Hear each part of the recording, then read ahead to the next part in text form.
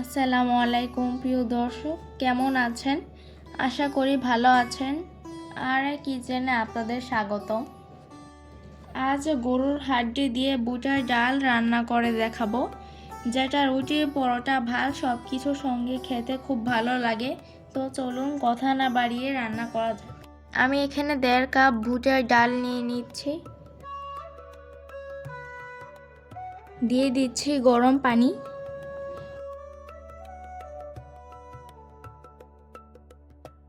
এবার ডালটা আমি 1 ঘন্টা ভিজিয়ে রাখব। ফিরে আসছি 1 ঘন্টা পর। এখানে ডালটা আমি ভালো করে ধুয়ে পরিষ্কার করে নিয়েছি। এবার পরিমাণ মতো পানি দিয়ে দিচ্ছি। 1 চা চামচ লবণ, 1/2 চা চামচ হলুদ গুঁড়া দিয়ে দিচ্ছি। এবার ডালটা আমি সিদ্ধ করে নেব। এদিকে ডালটা সিদ্ধ হতে হতে গরুর হাড্ডিটা আমি রান্না করে নেব। তার জন্য আমি 1.5 কেজির মতো গরুর হাড্ডি নিয়েছি।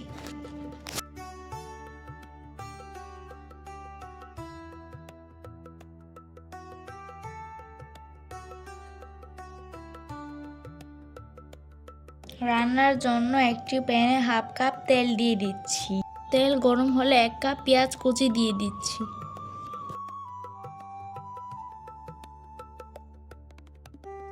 দিয়ে দিচ্ছি 5টি এলাচ ও একটি কালো এলাচ। 3 থেকে 4 টুকরো দারচিনি এবং তেজপাতা দিয়ে দিচ্ছি। সবগুলো একসাথে কিছুক্ষণ ভেজে নেব।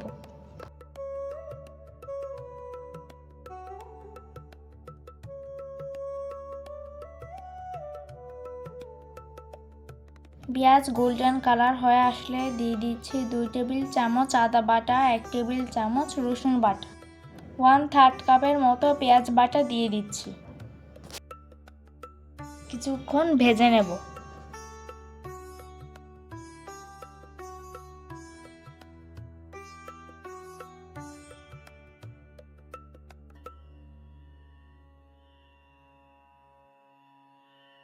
দিয়ে দিচ্ছি 1.5 চা চামচ মরিচ গুঁড়া, 1 চা চামচ হলুদ গুঁড়া, 1 চা চামচ ধনিয়া গুঁড়া, 1 চা চামচ জিরা গুঁড়া দিয়ে দিচ্ছি। 1/3 কাপের মতো পানি দিয়ে দিচ্ছি। দিয়ে দিচ্ছি স্বাদ মতো লবণ। নেড়ে চেড়ে ঢাকনা দিয়ে ঢেকে মশলা কিছুক্ষণ কষিয়ে নেব।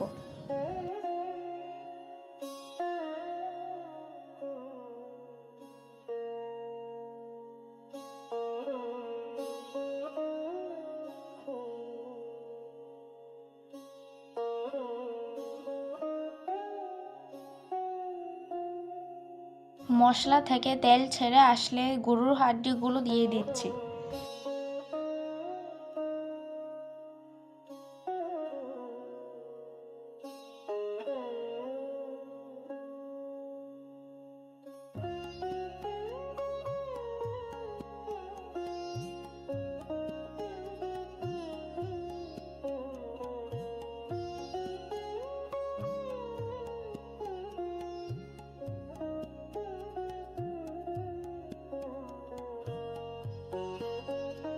এবার ঢাকনা দিয়ে ঢেকে হাড্ডিগুলো ভালো করে কষিয়ে নেব।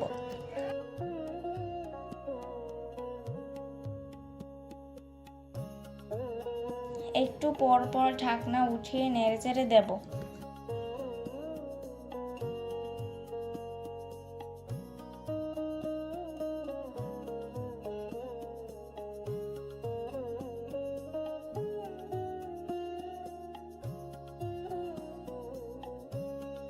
কষানো হলে আমি এখানে 3 কাপের মতো গরম পানি দিয়ে দিচ্ছি হাড্ডিগুলো সিদ্ধ করার জন্য।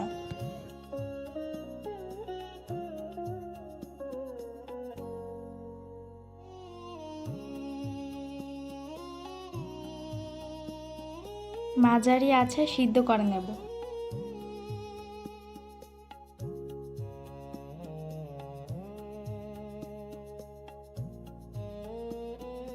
হাড্ডিটা সিদ্ধ হলে পানিটা আমি শুকিয়ে নিয়েছি। এদিকে ডালটাও সিদ্ধ হয়ে গেছে। এবার দিয়ে দিচ্ছি সিদ্ধ করা ডাল।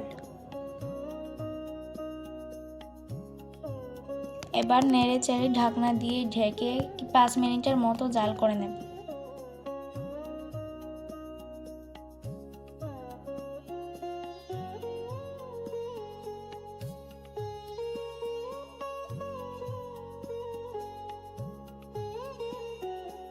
চার থেকে 5টির মতো কাঁচামরিচ দিয়ে দিচ্ছি।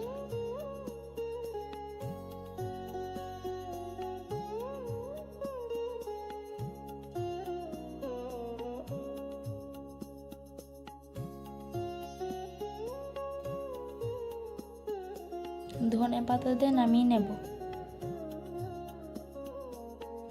ভিডিওটি ভালো লাগলে প্লিজ লাইক এবং সাবস্ক্রাইব করে দিবে।